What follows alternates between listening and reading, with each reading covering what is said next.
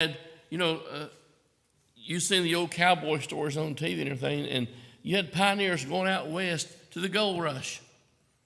You had different things taking place, and Paul was laying a foundation like none other had ever done before concerning grace. And so we look tonight, Paul the pioneer in verses 1 through 6, and then we'll look at the minister next week. Paul says that he was given a dispensation. And that word dispensation means it's a stewardship or an administration or a management of something.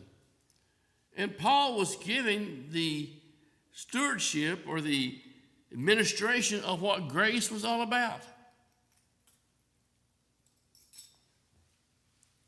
The word pioneer is referring to a person basically who was responsible to take care of the business of another person, to manage a household or a business or some concern of an individual.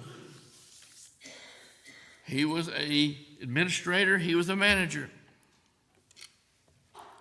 And that person would have the oversight of the responsibilities that pertain to the business of the one who employed him. Now, it is amazing to me as we looked this morning and we saw Paul the prisoner, that Paul was in prison when God used him mostly preparing to come and preach about grace. There's things that I preached tonight that I wasn't very much aware of when I started many, many years ago preaching.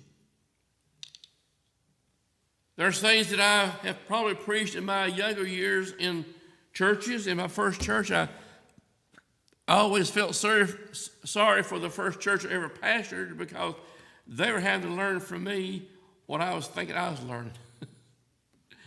And we do that. But as you grow in the grace of